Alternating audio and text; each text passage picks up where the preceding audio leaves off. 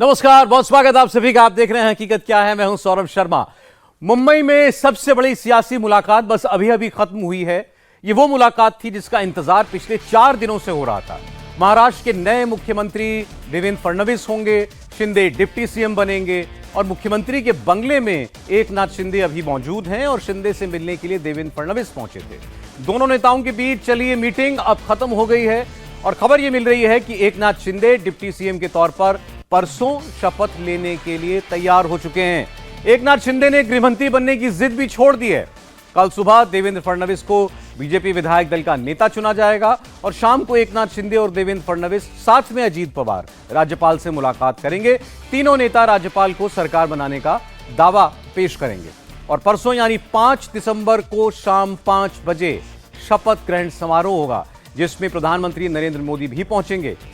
मुंबई, जहां से देश की पूरी पॉलिटिक्स बदलने वाली है, नरेंद्र मोदी ने मुंबई से अब आगे की पिक्चर खींच ली है। ऐसा समझ लीजिए कि 5 दिसंबर से देश की पूरी पॉलिटिक्स बदल जाएगी। आप कहेंगे कैसे? तो समझिए इस रिपोर्ट से। मोदी की महामशीन कैसे काम करती है? Modi style of politics public क्यों पसंद करती है? मोदी में ऐसा कौन सा मैग्नेट है जिससे वो हर बार सेलेक्ट होते हैं और विरोधी बार बार रिजेक्ट होते हैं? नरेंद्र मोदी में ऐसा क्या है कि 288 सीटों वाली महाराष्ट्र विधानसभा में बीजेपी अकेले अपने दम पर 132 सीटें जीत जाती है? यह बात न अखिलेश समझ पा रहे हैं, न ही राहुल समझ पा रहे हैं। आम आदमी पार्टी से लेकर ठाकरे गुट की शिवसेना और शरद पवार की एनसीपी तक मोदी की महामशीन किसी भी विपक्षी पार्टी के पल्ले नहीं पड़ रही। राहुल और इंडी वालों का टेप अभी भी ईवीएम पर ही अटका है, बैलेट पेपर से चुनाव कराने पर ही अटका हुआ है। ईवीएम के मुद्दे पर चुनाव आयोग ने कांग्रेस के डेलीगेशन को मिलने बुलाया, फैक्ट्स एंड फिगर्स के साथ सब कुछ समझा दिया, 1 to 1 बता डाला कि ईवीएम में सब कुछ ठीक है, कहीं कोई गड़बड़ नहीं है। बावजूद इसके राहुल की पार्टी की इंडी वालों की सुई ईवीएम पर ही अटकी है। हम लोग सब अभी बहुत विस्तृत और व्यापक रूप से वार्तालाप करके आए हैं चुनाव आयोग से। लगभग 1.5-2 घंटे बाद चली है, 1.5-2 घंटे। कई बिंदुओं पे वार्तालाप हुआ। हमने बड़े स्पष्ट रूप से हमारे बहुत गंभीर मुद्दे उनके सामने रखे। हमारा उनके सामने जाना संवैधानिक पारदर्शिता के आधार पर है। आप जानते हैं कि चुनाव समतल जमीन पे न हो तो गणतंत्र और लोकतंत्र पे आघात होता है और वो सीधा बेसिक स्ट्रक्चर संविधान के मूल ढांचे पर आघात होता है। 23 नवंबर के बाद से किसी को समझ में नहीं आ रहा कि मोदी को कैसे हराया जाए। मोदी को लगातार मिल रही जीत विरोधियों को बर्दाश्त नहीं हो रही, कांग्रेस पचा नहीं पा रही। इसलिए कभी जीटीपी धड़ाम, कभी हिंदू मुसलमान, तो कभी अडानी का नाम लिया जा रहा है। हर कोई अलग अलग टेप बजा रहा है, अलग अलग पर्चा लहरा रहा है। राहुल पोस्टर लेकर आते हैं, उस पर अडानी वाला टेक्स्ट चिपकाते हैं, खुद भी नारे लगाते हैं, बाकियों से भी लगवाते हैं, जमकर शोर मचाते हैं। एपीसी से जांच करो, प्रधानमंत्री सदन में आओ, कमीशन खोरी की सरकार नरेंद्र मोदी सदन में आओ, मोदी अडानी भाई भाई, देश बेच के खाई मलाई। अखिलेश और उनके सांसद कैमरे पर आते हैं तो एक दूसरा टेप चलाते हैं, हिंदू मुसलमान करते हुए सीधे संभल तक पहुंच जाते हैं। संसद के बाहर, संसद के भीतर संभल वाली स्क्रिप्ट पढ़कर सुनाते हैं। ये संभल का इस तरह की घटना करा दी तो संभल के बारे में चर्चा होना अनिवार्य है। संभल का मुद्दा तो रोज उठ रहा है। संभल वेल प्लान्ड हुआ है। संभल को इंसाफ और न्याय चाहिए। अखिलेश और दीदी की पार्टी किसी और लाइन पर चल रही है, कांग्रेस और उसके बाकी साथी किसी और ही कहानी पर अटके हुए हैं। विपक्ष का मिले सुर मेरा तुम्हारा हो नहीं पा रहा, सब अलग अलग टेप बजा रहे हैं, अलग अलग पिच पर जा रहे हैं। इस बीच मोदी की पिच क्या है? मोदी अपनी किस महामशीन से महामिशन की ओर जा रहे हैं? मंगलवार को जिस वक्त नरेंद्र मोदी चंडीगढ़ में थे, उस वक्त दिल्ली में विरोधियों का एंटी मोदी कार्यक्रम चल रहा था, लेकिन विपक्ष के फैलाए फॉल्स नैरेटिव के बीच मोदी भविष्य की एक नई नींव रख रहे थे।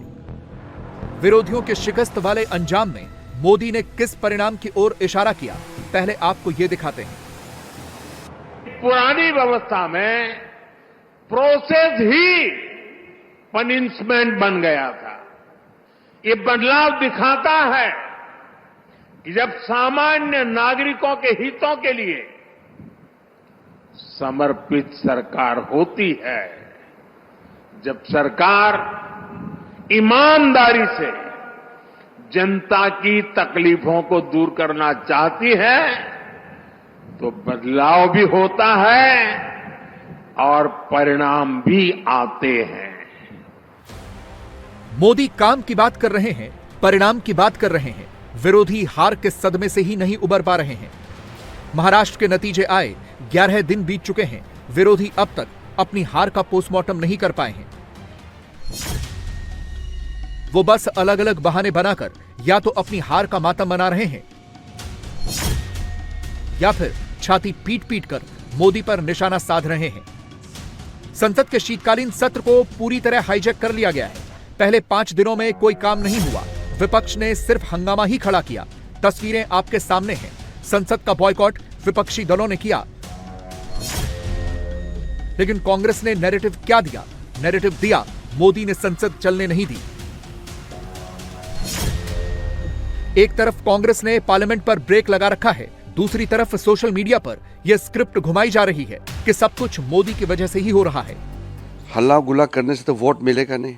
पार्लियामेंट में जैसा मेंबर्स का बिहेवियर है वो सब देश देखता है।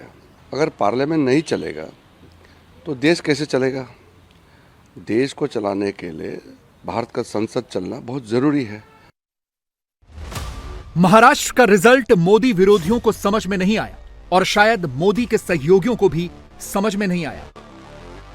एकनाथ शिंदे को ही ले लीजिए। वो मंगलवार को मुंबई में रिव्यू मीटिंग तो लेते हैं, लेकिन उससे पहले क्या करते हैं? पहले सतारा में कोप भवन में जाकर बैठ जाते हैं, फिर ठाणे पहुंचते हैं, फिर बीमार हो जाते हैं, हॉस्पिटल के लिए निकल पड़ते हैं। बार बार कैमरे पर यह जरूर कहते हैं कि मैं ठीक हूं। तब्येत कशी आहे सर? तब्येत कशी आहे? अरे तुम्हाला लागेल बघा, हे लागेल सर. तब्येत बरी आहे. तब्येत चांगली आहे. चेकअप साठी आलो होतो आणि आता तब्येत उत्तम आहे. शिंदे भले ही ये कहें कि उनकी तबीयत ठीक है, लेकिन सरकार में भागीदारी को लेकर, टॉप पोस्ट को लेकर पॉलिटिकली वो थोड़े खफा खफा दिख रहे हैं। क्या एकनाथ शिंदे नाराज है? कोई नाराजी नहीं है। आपको मालूम है कि 2 दिन से वो बीमार है। बीमार होने की वजह से वो किसी को नहीं मिल रहा है। इसका मतलब ये नहीं है कि वो नाराज है, ये अफवाहें हैं कि वो नाराज है। लेकिन जिस तरीके से काफी दिन किसी के टच में नहीं रहे, अब जो जाके मिल रहे हैं, तो गृह मंत्री पद को लेकर अभी भी उनकी नाराजगी कायम है बताया जा रहा है। हमने मांग की थी उनको गृह मंत्री पद दिया जाए, लेकिन उन्होंने ये भी बताया है कि जो ऊपर जो सरकार बनेगी उसमें मेरा कोई तकलीफ नहीं होगी, आप सरकार बनाइए। इसके लिए सब सवाल खत्म हो चुके हैं।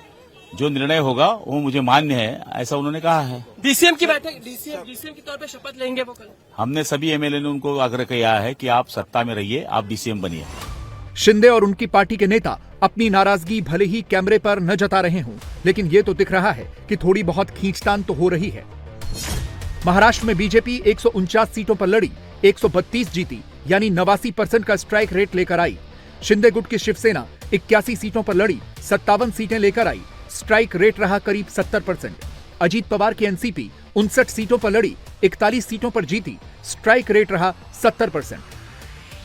यानी स्ट्राइक रेट के मामले में शिंदे गुट की शिवसेना और अजीत पवार की एनसीपी करीब करीब सेम ही हैं। बीजेपी यहां भी लीड में ही है, लेकिन शिंदे और अजीत पवार दोनों ही अपनी अपनी दावेदारी में ज्यादा वजन रख रहे हैं, अपना अपना स्ट्राइक रेट क्लेम कर रहे हैं। पण ज्याला स्ट्राइक रेट आपण म्हणतो त्याच्यामध्ये बीजेपी 1 नंबरला आमच्यामध्ये आणि 2 नंबरला अर्थातच अजित पवार गट आहे आणि 3 नंबरला शिंदे साहेबांचा गट आहे। थोडासा फरक आहे 2 नंबर 3 नंबरमध्ये। तर आमच्या म्हणणं असं आहे की आमचा पण स्ट्राइक रेट चांगला आहे, तर तुम्ही त्यांच्या वेळेस आम्हाला पण जागा द्या. लेकिन सबसे ज्यादा स्ट्राइक रेट तो यहां भी बीजेपी का ही है, देवेंद्र फडणवीस का ही है. 2014 में जब देवेंद्र फडणवीस महाराष्ट्र के सीएम बने थे, उस वक्त बीजेपी ने अकेले 260 सीटों पर चुनाव लड़ा था और 46% के स्ट्राइक रेट से 122 सीटें जीती थीं. 2014 में शिवसेना एनडीए से अलग होकर चुनाव में गई थी और तब उसने 282 सीटों पर चुनाव लड़ा था और 22% के स्ट्राइक रेट से सिर्फ 63 सीटें जीती थीं. इस बार बीजेपी 3 पार्टियों के साथ महाराष्ट्र चुनाव में उतरी और 81% के स्ट्राइक रेट से 235 सीटें जीतने में कामयाब रही. और यह इसलिए हुआ क्योंकि महायुति के पास मोदी जैसा चेहरा था और फडणवीस जैसा नेता था. 2014 में जब फडणवीस सीएम बने तो उनके पास गृह मंत्रालय और शहरी विकास मंत्रालय के साथ साथ 7 मंत्रालयों का पोर्टफोलियो था. 2022 में बाजी पलटी, शिवसेना में फूट पड़ी, उद्धव गुट अलग हुआ, शिंदे गुट अलग हुआ, पार्टी का निशान शिंदे के पास आया और तब शिंदे गुट की शिवसेना के पास कुल 40 विधायक थे. बावजूद इसके उस वक्त 114 विधायकों वाली बीजेपी ने एकनाथ शिंदे को महाराष्ट्र का मुख्यमंत्री बनाया. लेकिन 23 नवंबर 2024 को आए नतीजों के बाद एकनाथ शिंदे का मूड थोड़ा बदल गया है. सूत्र बताते हैं कि शिंदे पहले सीएम बनना चाहते थे, मगर अब महाराष्ट्र सरकार में नंबर 2 बनना चाहते हैं. जबकि अमित शाह वाली मीटिंग में शिंदे को सब कुछ साफ साफ समझा दिया गया था कि किसे क्या मिलेगा. बीजेपी पहले अर्बन और होम मिनिस्ट्री अपने पास रखना चाहती थी, रेवेन्यू और पीडब्ल्यूडी शिंदे गुट को देना चाहती थी.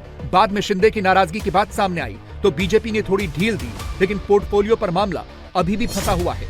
शिंदे गृह मंत्रालय चाहते हैं जो संभव नहीं दिख रहा. क्या शिंदे साहब ने ये सब झूठ बातें हैं.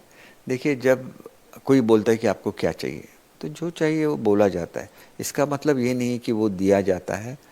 उसमें से जो भी उनका उस वक्त भी कहना था, उन्होंने प्रेस लेके भी कहा, जो भी डिसीजन मोदी साहब और शाह साहब मिलके करेंगे उनको मंजूर है. फिर इसमें बहस करने की कौन सी बात है. ये आम तौर पे सब जगह पे चल रहा है कि ये मांगा था, वो मांगा था. नाराज है? बिल्कुल नाराज नहीं है. वो तो एक शिवसैनिक है. शिवसैनिक कभी भी नाराज नहीं होता, वो काम करते रहता है. फिलहाल ये सिचुएशन है कि अजीत पवार को डिप्टी सीएम और फाइनेंस का ऑफर दिया गया है, शिंदे को डिप्टी सीएम और अर्बन डेवलपमेंट मंत्रालय का ऑफर दिया गया है. मगर शिंदे अभी भी फोन का ही इंतजार कर रहे हैं. पहले फोन नहीं आया तो सतारा चले गए, फिर फोन नहीं आया तो ठाणे में जाकर बैठ गए, हॉस्पिटल पहुंच गए. शिंदे को दिल्ली से फोन फिर भी नहीं आ रहा, जबकि शपथ की तारीख भी तय हो चुकी है और समय भी तय है. बीजेपी ने सबको बुला लिया है और हमारा नेता कैसा हो, देवेंद्र फडणवीस जैसा हो, यह अपने विधायकों को भी समझा दिया है. आपने 5 PM देवा भाऊ सीएम ऐसा आपने ही तो बताया था भाई. सब अच्छा हो जाएगा. 5 तारीख को 5 बजे तक सीएम आपको कौन होगा ये भी पता चल जाएगा और शपथ लेते समय आपको मंत्रिमंडल क्या होगा ये भी पता चल जाएगा और 6 तारीख को आपको मंत्रिमंडल के खातों का, विभागों का बंटवारा भी पता चल जाएगा. आज भी हमारे नेता देवेंद्र फडणवीस जी है. मुझे लगता है कि क्या होने वाला है ये आपको भी मालूम है, सबको मालूम है और इसके लिए देवेंद्र जी कल विधिमंडल गठ के नेता करके चुने जाएंगे. निश्चित रहे कि जिस प्रकार से देवेंद्र जी ने हम सबका नेतृत्व किया है, इसके लिए हम सब उनको चाहते हैं. उन्होंने हमेशा पार्टी का निर्णय इसको ही माना है. भारतीय जनता पार्टी का कार्यकर्ता पहले हो और कार्यकर्ते की सब अपेक्षा है आदरणीय हमारे नेता देवेंद्र वो मुख्यमंत्री होना चाहिए. उनके नाम को लेकर के लोगों ने हमको वोट दिए, लोगों ने हमारा विश्वास किया. इसलिए मुझे लगता है कि अभी जो जिस तरीके से माहौल है इसमें देवेंद्र जी यहाँ के मुख्यमंत्री होना बहुत जरूरी है. महाराष्ट्र को मालूम है और सन्माननीय देवेंद्र फडणवीस साहेब हे निश्चितच नेता चुनेंगे और उन्हीं को हमारा समर्थन रहेगा. उनका आप जो अभी महाराष्ट्र में जो चुनाव है उसमें आप देखा होगा 1 साइडेड ऐसा मतलब रिजल्ट दिया हुआ है उन्होंने और कम से कम 80% रिजल्ट उनका है. 132 सीट उनकी है और 5 हम अपक्ष ने बिना शर्त उनको पार्टी में दिया. 137 है उनके लिए, उनको जो पार्टिंबा दिया हुआ है 137 विधायकों ने पार्टिंबा दिया हुआ है. इसके लिए निश्चित रूप से ये महाराष्ट्र का बहुत अच्छे से विकास होगा. महाराष्ट्र का अगर भला चाहिए, महाराष्ट्र को अगर विकास पे आगे लेके जाना है तो ये देवेंद्र फडणवीस साहब जैसे मुख्यमंत्री होना बहुत जरूरी है महाराष्ट्र के लिए. शिंदे सतारा से ठाणे होकर मुंबई पहुंचे और शपथ से कुछ घंटों पहले सीएम पद की रेस में सबसे आगे देवेंद्र फडणवीस भी शिंदे से मिलने सीएम आवास पहुंच गए। बात भी हो गई और शायद आगे की राह भी क्लियर हो गई। नरेंद्र मोदी के सिलेक्शन का अपना एक तरीका है, मोदी का अपना एक वर्किंग स्टाइल है। सरकार चलाने का, सरकार का मुखिया कौन होगा यह चुनने का मोदी का अपना खुद का स्टाइल है। और देवेंद्र फडणवीस मोदी के इस वर्किंग स्टाइल में बिल्कुल फिट बैठते हैं, क्योंकि फडणवीस खुद भी मोदी की ही तरह हार्ड वर्किंग हैं। मोदी ये सिलेक्शन कैसे कर लेते हैं, ये समझने के लिए आपको मोदी के ही काम करने के तरीकों को समझना होगा, और इसके लिए प्रगति यानी proactive governance and timely implementation सबसे बेस्ट एग्जांपल है। मोदी सरकार के डिजिटल गवर्नेंस वाले प्लेटफॉर्म प्रगति पर ऑक्सफोर्ड यूनिवर्सिटी ने सुझाव दिया है कि दुनिया भर के लिए रोड मैप बन सकता है प्रगति का मोदी मॉडल। ऑक्सफोर्ड यूनिवर्सिटी ने प्रगति प्लेटफॉर्म के बारे में एक रिपोर्ट पेश की है। रिपोर्ट के मुताबिक भारत के प्रगति मंच ने डिजिटल गवर्नेंस के लिहाज से काफी अहम तरक्की की है। ऑक्सफोर्ड यूनिवर्सिटी की स्टडी के मुताबिक 2015 में प्रधानमंत्री नरेंद्र मोदी द्वारा लॉन्च किया गया भारत का प्रगति प्लेटफॉर्म रुके हुए इंफ्रास्ट्रक्चर प्रोजेक्ट्स को तेजी से पूरा करने के लिए ट्रैक करने में सफल रहा है। 7 चैप्टर्स में बटे 54 पन्नों के रिपोर्ट में इस बात पर जोर दिया गया है कि कैसे पीएम मोदी और उनकी टीम शासन और प्रशासन, खासकर बड़े प्रोजेक्ट्स में सुधार के लिए एक सिस्टम लेकर आए। इस स्टडी में देश भर में कुल 340 प्रगति इंफ्रास्ट्रक्चर प्रोजेक्ट्स में से 8 की जांच की गई। स्टडी में कहा गया है कि proactive governance and timely implementation ने टॉप लेवल पर अधिकारियों की जवाबदेही तय की है, और यह सब कुछ मोदी की लीडरशिप की वजह से ही मुमकिन हो पाया है। मोदी ने टॉप पर रहकर लीड किया, तब जाकर सारी अड़चनों को दूर किया। प्रधानमंत्री ने मंगलवार को खुद एग्जाम्पल देकर बताया, देशवासियों ने भी सोचा था अंग्रेज गए हैं तो अंग्रेजी कानूनों से भी मुक्ति मिलेगी। अंग्रेजों के अत्याचार का, उनके शोषण का जरिया ये कानून ही तो थे।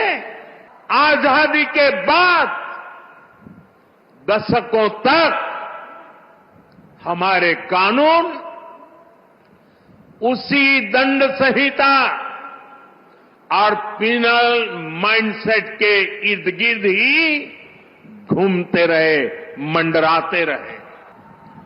आजाद देश में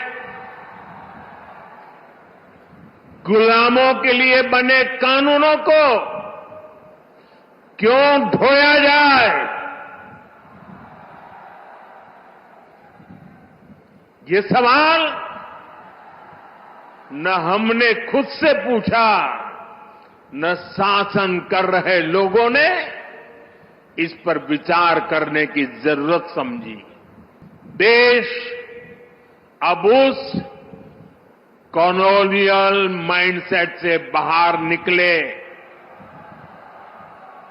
राष्ट्र के सामर्थ्य का प्रयोग राष्ट्र निर्माण में हो, इसके लिए राष्ट्रीय चिंतन आवश्यक था।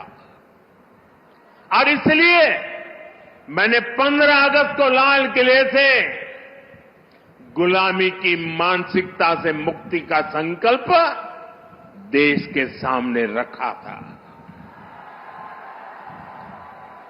अब भारतीय न्याय संहिता, नागरिक संहिता, इसके जरिए देश ने उस दिशा में एक और मजबूत कदम उठाया है।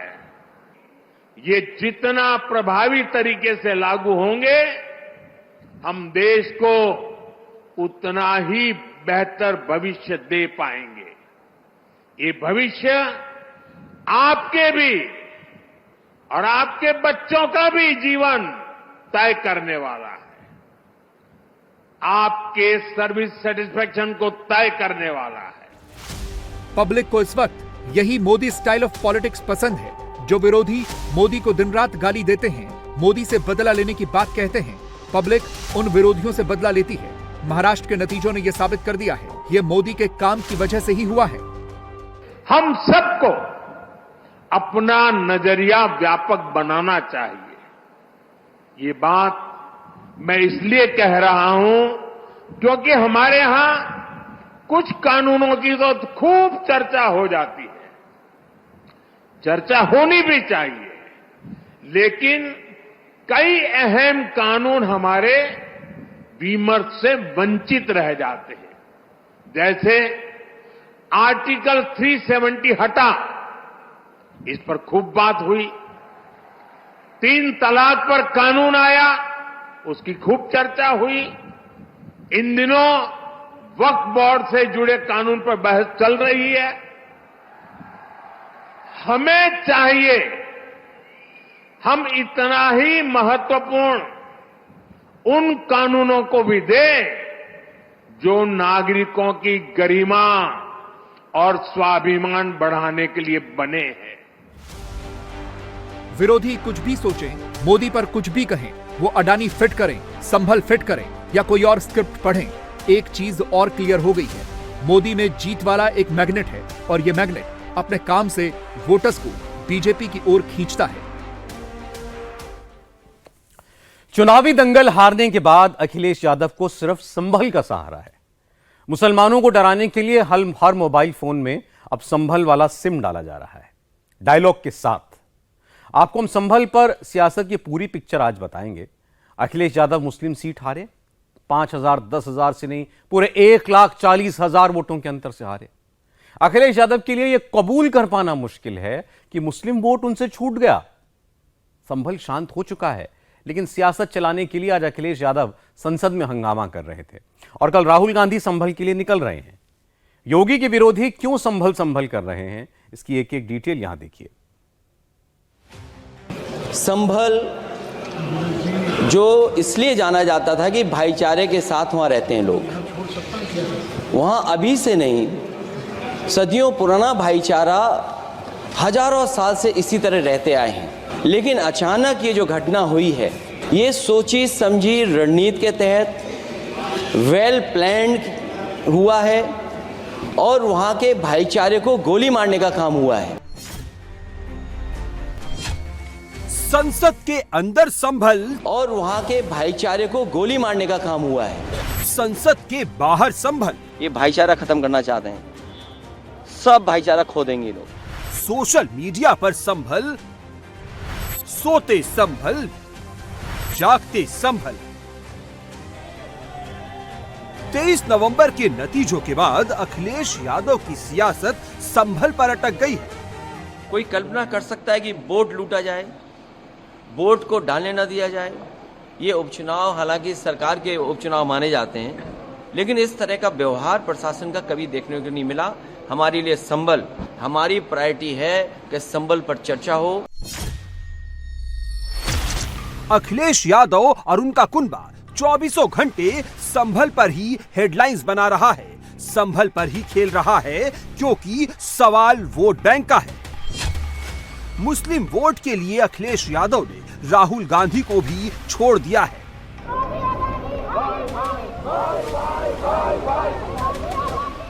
अडानी के मुद्दे पर जब विपक्षी दलों के साथ राहुल गांधी ने सरकार के खिलाफ प्रदर्शन किया, तो अखिलेश यादव ने उससे किनारा कर लिया।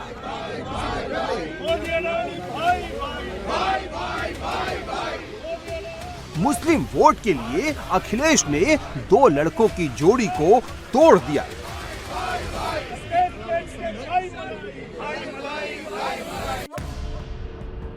अखिलेश यादव संभल के मामले में राहुल गांधी और कांग्रेस को कोई स्पेस नहीं देना चाहते। राहुल गांधी अभी मुस्लिम वोट की तलाश में संभल जाने का प्रोग्राम ही बना रहे हैं। अखिलेश ने समाजवादी कुनबे को मुरादाबाद भेजकर संभल हिंसा के आरोपियों से मुलाकात भी कर ली है और जेल में बंद पत्थरबाजों के केस लड़ने का ठेका भी ले लिया है। अखिलेश को संभल के पत्थरबाजों और चक्कूबाजों से इतना प्रेम क्यों है? ये बात अखिलेश यादव ने अपने एक सांसद को समझा दी है। संभल के सांसद जियाउर रहमान बर्क हो या इकरा हसन, सब सड़क से संसद तक संभल ही कर रहे हैं। इकरा हसन कैराना से समाजवादी पार्टी की सांसद हैं और मुस्लिम गुज्जर हैं, मतलब उनका परिवार तुर्क मुस्लिम नहीं कन्वर्टेड मुस्लिम है। देखिए, अडानी के ऊपर जो चर्चा है वो कैपिटलिज्म के विषय में आती है और वो एक महत्वपूर्ण चर्चा है, उस पर भी विचार होना चाहिए। लेकिन फिलहाल हमें लगता है क्योंकि हिंसा हुई है, 5 लोगों की जानें गई हैं, तो समाजवादी पार्टी के ज्वलंत मुद्दा, सबसे अहम मुद्दा, प्रायोरिटी पे इस बार अभी फिलहाल संभल है। लोकसभा में अखिलेश ने संभल का मुद्दा उठाया तो राज्यसभा में चाचा राम गोपाल यादव ने जमकर संभल किया। लाइन सबकी एक ही है, पुलिस प्रशासन और सर्वे टीम की वजह से संभल सुलगा। इस लाइन से कौन खुश होता है, जिन्होंने पत्थर फेंके या जिन्होंने पत्थर खाए? पब्लिक के लिए ये समझना कोई रॉकेट साइंस नहीं है, सारा खेल वोट बैंक का है। कुछ लोग ढोल नगाड़े बजाते हुए पुलिस के साथ गए और मस्जिद में प्रवेश कर गए। भीड़ को संदेह हुआ कि मस्जिद में तोड़फोड़ करने जा रहे हैं और कुछ कर रहे हैं, और एसडीएम ने वहां जो टैंक था पानी का वो खोल दिया। पानी बह के बाहर आया तो लोगों को संदेह हुआ कि इसमें कुछ गड़बड़ी हो रही है। तो उसके बाद अशांति हुई, पुलिस ने गोली चलाई, 5 लोग मारे गए, 20 लोग घायल हुए। मेरा और लोगों का ये मानना है कि इससे पहले उत्तर प्रदेश में जो चुनाव हुए थे उसमें वो बगल के जिलों में पुलिस ने किसी को वोट डालने नहीं दिया गया और जबरदस्ती चुनाव कब्जा कर लिया था। और उससे ध्यान बटाने के लिए रामगोपाल जी, आपसे आशा करता हूं। अखिलेश यादव और मुलायम का पूरा कुनबा और पूरी पार्टी क्यों संभल कर रही है? संभल सिर्फ समाजवादी पार्टी का सबसे मजबूत गढ़ नहीं है, ये मुलायम सिंह यादव के बनाए M+Y फॉर्मूले की प्रयोगशाला भी है। संभल में 1977 में पहली बार चुनाव हुए, अब तक यहाँ 13 बार लोकसभा के चुनाव हुए हैं। 9 बार यादव कैंडिडेट ने चुनाव जीता है और 3 बार मुस्लिम कैंडिडेट जीते हैं। सिर्फ एक बार 2014 की मोदी लहर में गैर मुस्लिम कैंडिडेट चुनाव जीत पाया है। मैनपुरी के बाद संभल समाजवादी पार्टी की सबसे सेफ सीट मानी जाती है। मुलायम सिंह यादव यहां से 2 बार चुनाव जीते।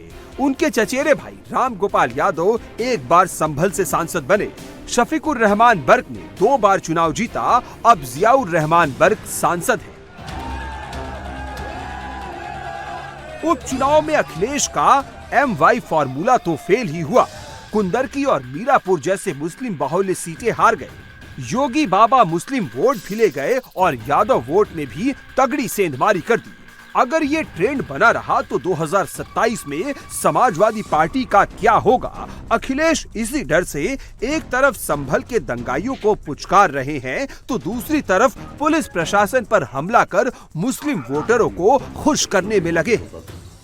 टोपी बदलने, तुष्टीकरण करने और राम मंदिर से दूरी बनाने के बाद भी जब उपचुनाव में मुस्लिम वोट नहीं मिला तो अखिलेश इस कदर बौखला गए कि उन्हें 180 किलोमीटर दूर कैलाश मानसरोवर तो दिख रहा है, लेकिन संभल का विवादित परिसर और अयोध्या का राम मंदिर नहीं दिख रहा। सरकार का कराया हुआ ये सब कुछ है। सरकार चाहती थी कि चुनाव में जो वोट की लूट हुई है उस पर चर्चा नहीं हो। जिस तरह महिलाएं खड़ी हो गईं, रिवॉल्वर के सामने भी वो डरी नहीं, पुलिस की बदतमीजी के सामने भी नहीं डरी और वोट डालना चाहती थी। आप सब जानते हो कि जितने बाई इलेक्शन हुए उत्तर प्रदेश में सब जगह वोट नहीं डालने दिया गया और फिर ये संभल का इस तरह की घटना करा दी। जो अधिकारी हैं उन्होंने कराया है। सर्वे के बाद सर्वे, जब सर्वे का सहयोग कर रहे हैं वहाँ सब लोग, उसके बाद ये क्यों किया गया? सर्वे के बाद सर्वे, वो रास्ता जो कभी दिल्ली वालों ने अपनाया था वही यूपी वाले अपनाना चाहते हैं। और कितना खोदोगे आप, कितना खोदोगे आप? हर जगह खोदना चाहते हो। अरे जो दिखाई दे रहा हो उसकी तरफ तो जा ही नहीं रहे हो, मानसरोवर की तरफ भी चलो। वहां पे कैलाश पर्वत है, वो भी आए। और याद रखना, मैं आज कह रहा हूं आपको, आप भी हो सकता है चले जाएं, हम भी चले जाएं। एक दिन वो आएगा कि वो देश आपको कभी जाने नहीं देगा, वहां पर दर्शन करने लिए भी नहीं जाने देगा। तो उस तरफ कोई नहीं जा रहा। क्या मानसरोवर के बारे में नहीं सोचना चाहिए? कैलाश पर्वत के बारे में नहीं सोचना चाहिए? उसके बारे में कौन सोचेगा? आप यहाँ खोद रहे हो, खोद इसलिए रहे हो क्योंकि ये भाईचारा खत्म करना चाहते हैं। संभल को लेकर अखिलेश के टेंशन की एक और बड़ी वजह है। मुस्लिम वोट की लड़ाई में उनके सामने 4 और चैलेंजर हैं। AIMIM के ओवैसी, कांग्रेस के राहुल गांधी, आजाद समाज पार्टी के चंद्रशेखर और बहुजन समाज पार्टी की मायावती। कांग्रेस ने भी संभल को न्याय चाहिए वाला टैक्स टाइमलाइन पर चिपका दिया है। संभल के पत्थरबाजों को मरहम लगाकर कांग्रेस यूपी में 2027 में इंकलाब का ख्वाब देखने लगी है। कांग्रेस ने कल भी संभल का मैंने ही नोटिस दी थी, आज भी मैंने दी थी, और आज इस मुद्दे पर हमने ये कहा कि जो वर्शिप एक्ट है, प्लेस ऑफ वर्शिप एक्ट का उल्लंघन है। हम संभल मुद्दे को महत्व देते हैं। कांग्रेस इस टेंशन में है कि 1991 का वर्शिप एक्ट उसने बनाया, वक्फ बोर्ड उसने बनाया और मुस्लिम वोट की मलाई कोई और कैसे खाए।